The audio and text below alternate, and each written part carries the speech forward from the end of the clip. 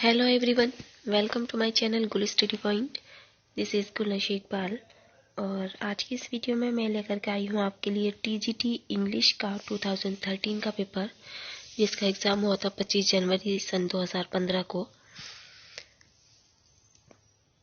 तो ये जो वीडियो है, इसके जो क्वेश्चंस हैं वो इंग्लिश लिटरेचर के स्टूडेंट्स के लिए इम्पोर्टेंट है, जो टीजीटी, पीजीटी, केवीएस, एनवीएस और नेट के एग्ज़ाम में भी हेल्पफुल हो सकते हैं।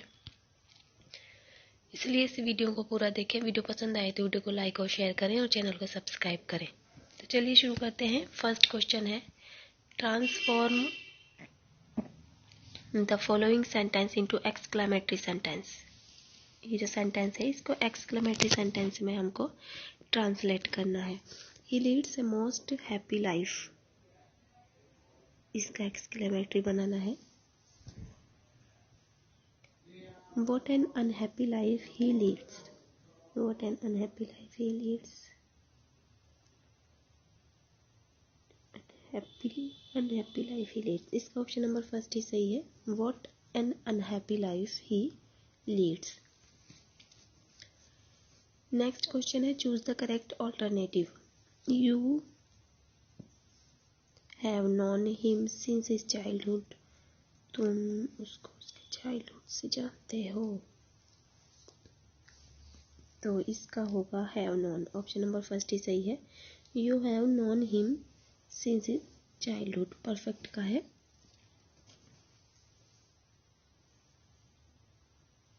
ठीक है, इसका यही सही है। नेक्स्ट है, take O take those lips away, the above line occurs in. ये जो take O take those lips away, ये जो लाइंस हैं ये ली गई हैं मिडसमर नाइट्स ड्रीम से, 12th नाइट से, एंटनी एंड क्लियोपैत्रा से, या मीज़र फॉर मेजर से। तो इसका है ऑप्शन नंबर डी, यानी कि मेजर फॉर मेजर।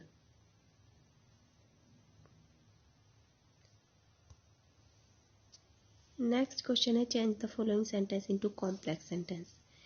सेंटेंस को कॉम्प्लेक्स सेंटेंस में चेंज करना है। ही हैड टू साइन और be executed. If he did not sign, he had not executed. देखिए, सिंपल कॉम्प्लेक्स कंपाउंड आपने 11th और 12th क्लास में पढ़े होंगे। अगर किसी स्टूडेंट को या किसी को भी सिंपल कॉम्प्लेक्स और कंपाउंड के रूल्स के बारे में जानना है, या रूल्स को पढ़ना है, एक बार से फिर से रिवाइज करना है, तो प्लीज़ कमेंट कीजिए। तो इसका ऑप्शन नंबर 4 का है B, if he had not signed he would have been executed.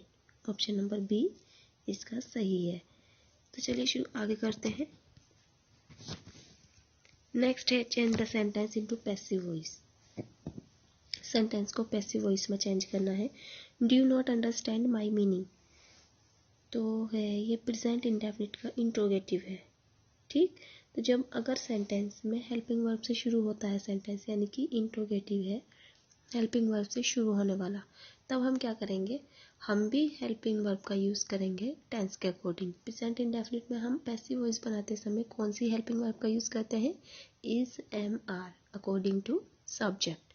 तो हम अपने सब्जेक्ट के अकॉर्डिंग हेल्पिंग वर्ब लगा देंगे।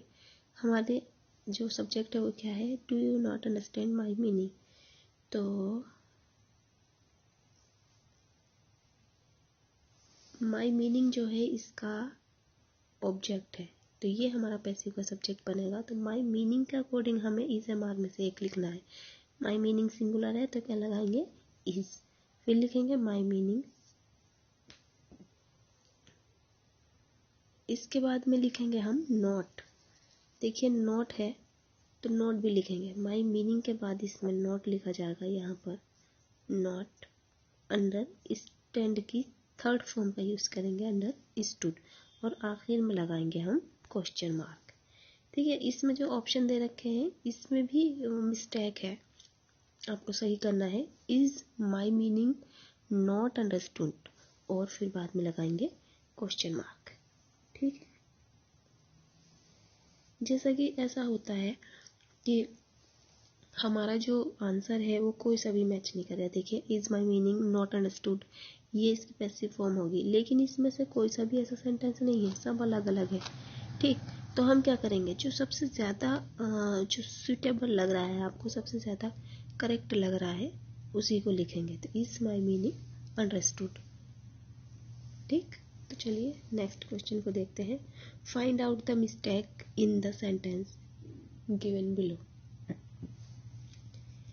The driver was put in the prison for exceeding the speed limit। तो इसका है in the prison, option number B, इसमें मिस्टेक है। The driver was put off the prison, इसमें in the prison नहीं आने का। ठीक है, तो यही इसका सही ऑप्शन है। नेक्स्ट है who wrote मेटाफिक्शन। मेटाफिक्शन किसने लिखा, रोलैंड ने, डेरिडा ने, पैट्रिशिया ने या स्पिवक ने।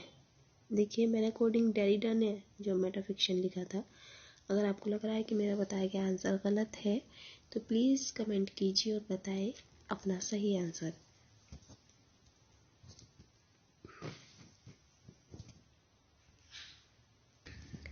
नेक्स्ट है complete the sentence. Galsworthy's play Strife deals with the subject of labor disputes, justice, war या class distinction। तो इसका है लेबर डिस्प्यूट्स। गाल्सवर्दी के जो प्ले स्ट्राइफ थे, स्ट्राइफ संघर्ष को कहते हैं, वो जो है वो लेबर डिस्प्यूट पर थे। नेक्स्ट है people have tried their best to provoke the flood victims. Find out the correct antonym of the italicised word. जो ये वर्ड है प्रोवोक, इसका हमें क्या देखना है, correct antonym. Gratify, convince, pacify या अट्रैक्ट। तो इसका है option number C, pacify. Next है where was Wordsworth born. Wordsworth का जन्म कहाँ पर हुआ था, कोकरपेट, कोकरमाउथ, कोकर हिल या। देखिए ये तो बहुत ज़्यादा जो इजी है, यानी कि सभी को पता होगा कि विलियम वर्ड्सवर्थ का जन्म कोकरमाउथ में हुआ था। ऑप्शन नंबर बी इसका करेक्ट आंसर है। अगला क्वेश्चन है put the following in indirect speech. ये जो सेंटेंस है इसको हमें इनडायरेक्ट बनाना है। सेंटेंस है हाउ स्मार्ट यू आर, तुम कितने स्मार्ट हो। शी सेड, उसने कहा। तो इसमें आएगा, यह है exclamatory sentence. She exclaimed that. You second person है, ठीक है। जब सेकंड पर्सन हो और कोई ऑब्जेक्ट ना हो तो हम थर्ड पर्सन मान लेते हैं, आपको पता होगा। तो हमने थर्ड पर्सन मान लिया और बदला हमने इज एम आर को वाज ए वर्ब में। तो she exclaimed that he was very smart. इसका होगा ऑप्शन नंबर बी, यस। देखिए ये आया कैसे, शी का शी आया, ये हमारी रिपोर्टिंग वर्ब है और ये रिपोर्टेड स्पीच है। ये शुरू में दे रखी है तो भी हम इधर से ही शुरू करेंगे। तो शी एक्सक्लेम्ड, इन्वर्टेड कोमा की जगह दैट लगाएंगे, यानी कि कंजक्शन दैट का यूज़ करेंगे। फिर हम अपने जो पर्सन है उसको चेंज करेंगे। हाउ स्मार्ट को छोड़ दो, सब्जेक्ट देखो हमारा क्या है, यू है, ठीक। यू सेकंड पर्सन है और सेकंड पर्सन को हम रिपोर्टिंग वर्ब के ऑब्जेक्ट के अकॉर्डिंग चेंज करते हैं। अब इसका कोई ऑब्जेक्ट तो है नहीं, तो अब हम क्या करेंगे, हम कोई थर्ड पर्सन मान लेंगे। तो हमने थर्ड पर्सन मान लिया ही, ठीक, ही मान लिया। ठीक है, बाद में अब हम इज एम आर को यानी कि प्रेजेंट कंटिन्यूअस को पास्ट कंटिन्यूअस में चेंज करेंगे, या एक रट्टा मारा तरीका है, इज एम आर को वॉज ए वर्ब में चेंज करेंगे। तो आर है ये, ठीक। तो इज एम आर को कहाँ में करेंगे चेंज, वॉज ए वर्ब में। ठीक है, साथ वर्ब तो आने का नहीं तो क्या लगाएंगे, वॉज। ठीक है, हाउ को बदलेंगे वेरी में और स्मार्ट का स्मार्ट, ठीक। नेक्स्ट है which of the following flowers does the mad Ophelia not give away. Option number A है इसका वायलेट्स, ठीक। In which Shakespeare play does the following occur. ये जो शेक्सपियर के जो लाइन है ये शेक्सपियर के किस प्ले पे ऑक्वर होती हैं। लाइन्स देख लीजिए, the bright day is done and we are for the dark.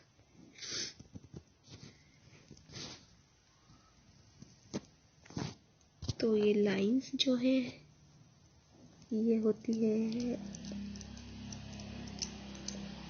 Antony and Cleopatra में. The bright day is done and we are for the dark. Option number first is correct. Next है complete the sentence. Justice shows problems of British society, English legal system, American legal system या Scottish society. तो इसका है American legal system. Option number C is correct. Justice shows problems of American legal system.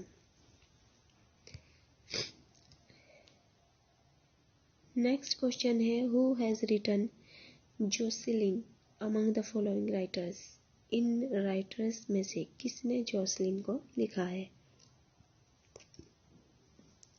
देखिए मेरे according इसका answer है Galsworthy. Option number C is correct.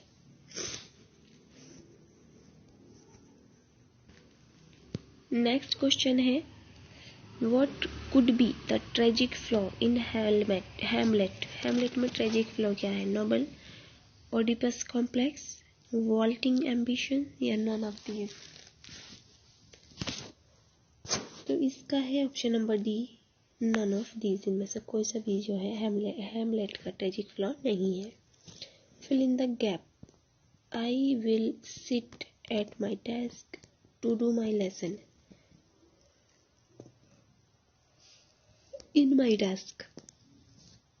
Option number D यानी कि in my desk. In which year Milton's Lycidas was written. Milton की जो लाइसिडस है वो कब लिखी गई है. तो वो लिखी गई थी 1638 में. 1638. Option number first is correct.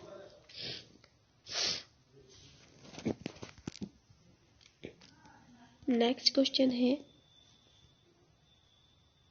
When was John Galsworthy awarded the Nobel Prize for Literature? John Galsworthy को लिटरेचर के लिए नोबेल पुरस्कार से कब नवाजा गया. 1927, 1929, 1932 या 1935.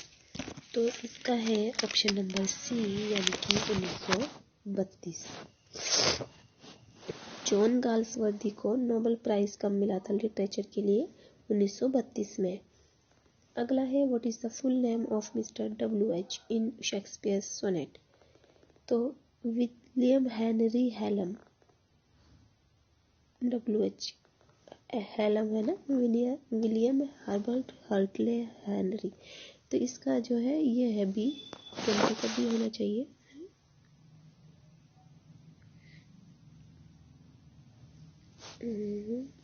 WH Auden. विलियम हर्बर्ट दे रखा है इसमें भी इसका पहला. Option number first. अगर आपको लग रहा है कि William WH in Shakespeare, William Herbert Hartley, William Harry, William Henry, sorry इसका ऑप्शन नंबर फर्स्ट ही सही है.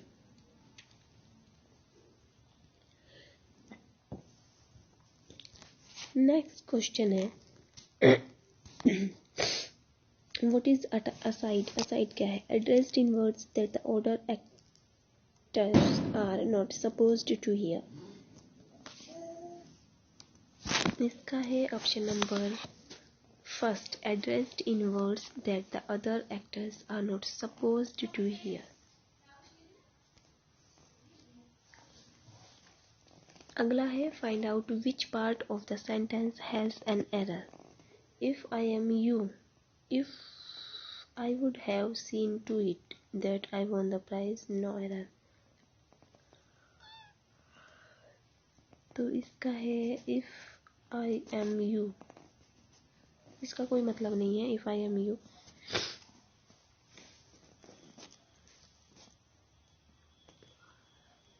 इसका यही सही है यानी कि इसी में एरर है. नेक्स्ट क्वेश्चन है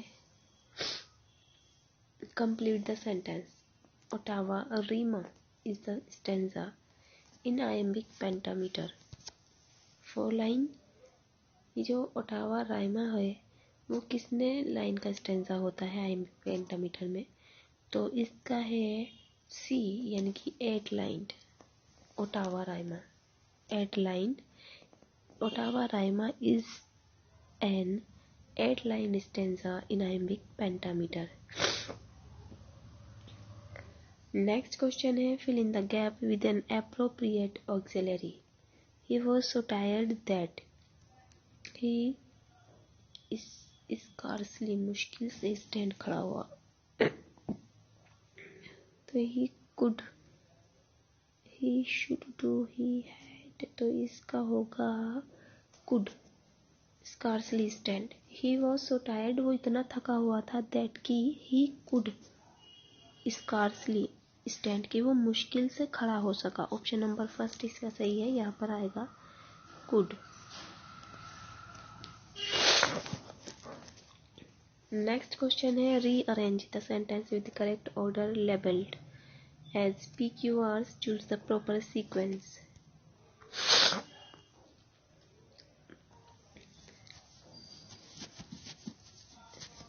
Only time will tell you credit the nation with whether the great future. देखिए ये कौन सा सेंटेंस पहले आएगा इसमें, इस तरह से हमको जो है सीक्वेंस में सेंटेंसेस को लिखना है, ठीक है। Only time will tell whether the great future you credit the nation with will turn you to be true. PQRS choose the correct. You credit the nation with whether तो ये होगा और whether the great future will turn out to be true. You credit the nation with only time will tell. इसका B दे रखा है option number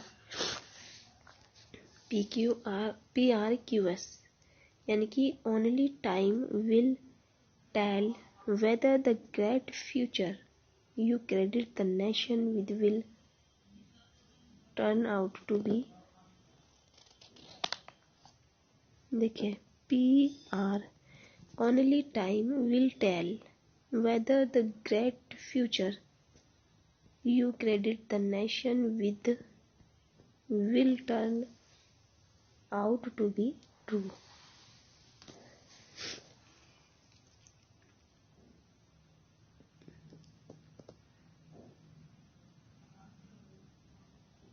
Only time will tell you credit the nation with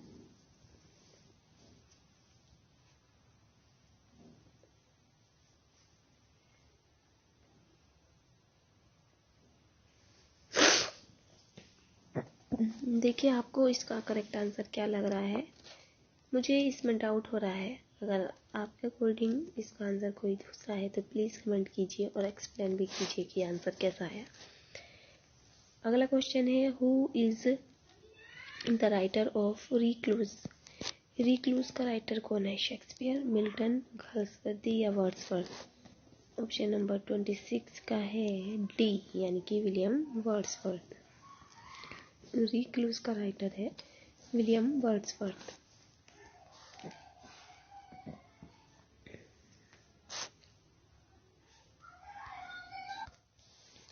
अगला question है complete the sentence. The term novel was taken from the Italian word novella, novelle, novelette या novel. इसका है option number सी novelette.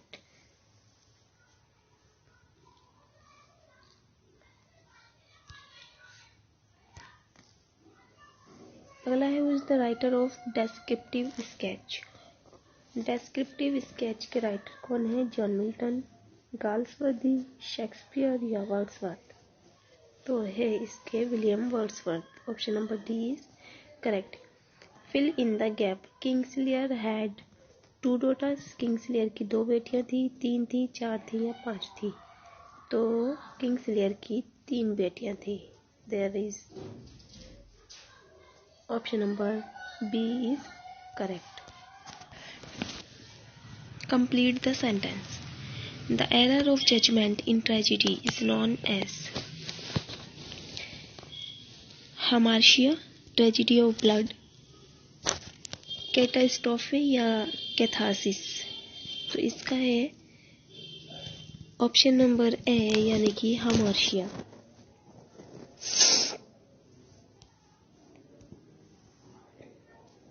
अगला है find out which part of sentence has an error. The two students walked beside each other in silence. Walked besides each other, तो इसका B, besides each other, ये नहीं आना चाहिए था। The two students walked with each other, I think इसमें with आना चाहिए। नेक्स्ट है Elsinore in Denmark is the scene sense of a Shakespearean play which Kings Lear, Coriolanus, Hamlet, Titus, Andronicus. तो इसका है 32 का ऑप्शन नंबर सी यानी कि Hamlet. Who is the writer of history of Britain. History of Britain का writer कौन है? William Shakespeare, John Milton, William Wordsworth या John Galsworthy. Option number B John Milton. History of Britain.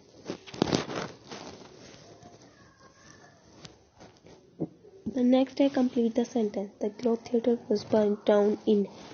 Globe theatre जो है जो William Shakespeare के है था, तो वो कब चला था? 34 का है सी यानी कि 1613 में। अगला है others abide our question thou art free. Who has said this about Shakespeare? Others abide our question thou art free, ये जो कहा था शेक्सपियर के बारे में वो मैथ्यू आर्नोल्ड ने कहा था। नेक्स्ट है Milton's paradise lost consist of. Milton's की पैराडाइज लॉस्ट में कितनी बुक्स हैं? 10, 12,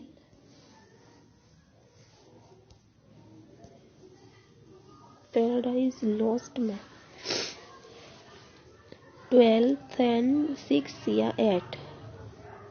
12 बुक्स हैं पैराडाइज लॉस्ट में, या इसमें दे रखा है 36 का ऑप्शन नंबर बी, जबकि होना चाहिए ऑप्शन नंबर। बताएं आपका कोडिंग इसका करेक्ट आंसर क्या है। Next in which year Milton's paradise lost was published. Milton paradise lost कब पब्लिश्ड हुई थी? तो ये पब्लिश्ड हुई थी 1667 में, कि option number C is correct.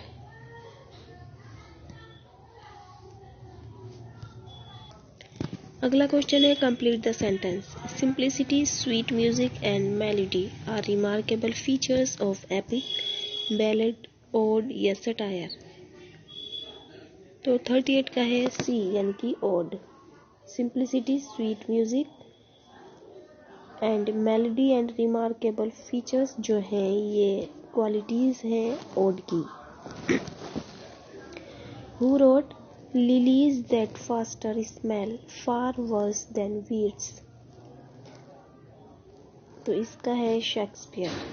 Shakespeare ने lilies that fester smell far worse than weeds, ये जो लाइंस हैं ये शेक्सपियर के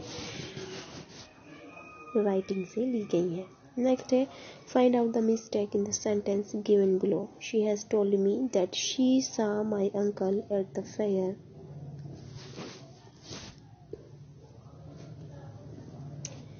ऑन लास्ट फ्राइडे।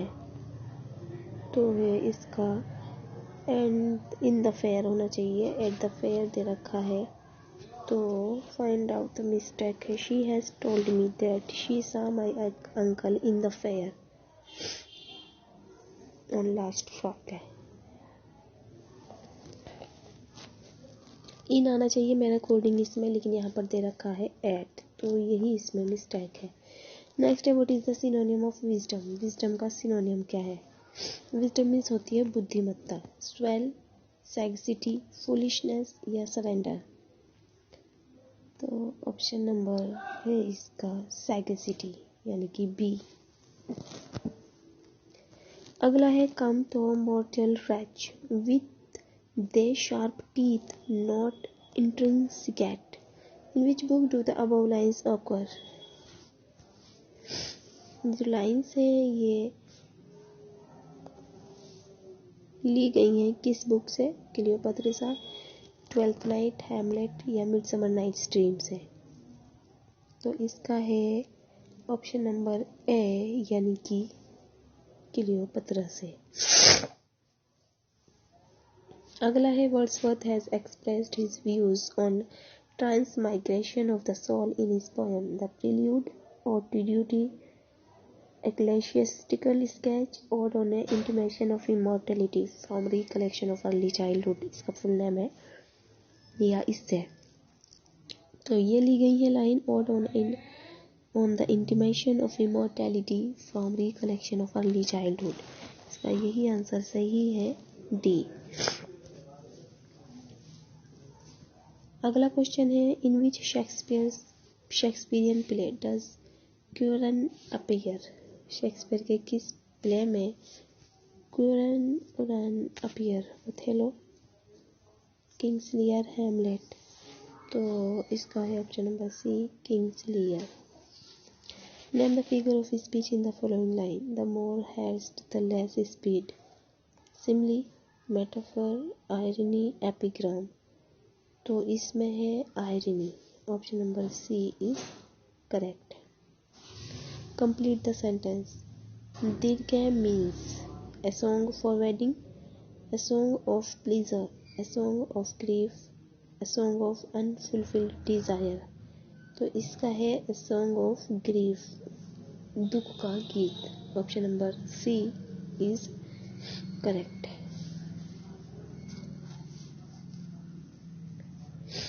नेक्स्ट है change the direct sentence into indirect. Direct sentence है इसको इनडायरेक्ट बनाना है। मोहन सेड एक्स alas I am undone. Mohan ने कहा हाय मैं बर्बाद हो गया। तो मोहन एक्सक्लेम्ड विद सोरो या exclaimed sadly that he was undone यानी कि इसका होगा पहला सही ऑप्शन नंबर फर्स्ट।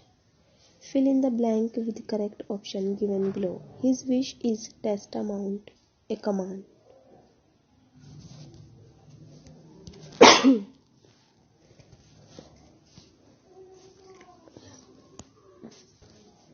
तो इसमें आएगा सी यानी कि 2।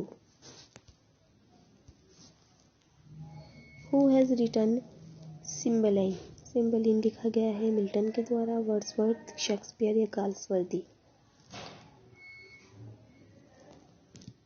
Fill in the gap. The title of play Justice is satirical, vague, inappropriate या आयरनिकल। ठीक है, हु हैज रिटन सिम्बलिन, ये सिम्बलिन किसके द्वारा लिखा गया है?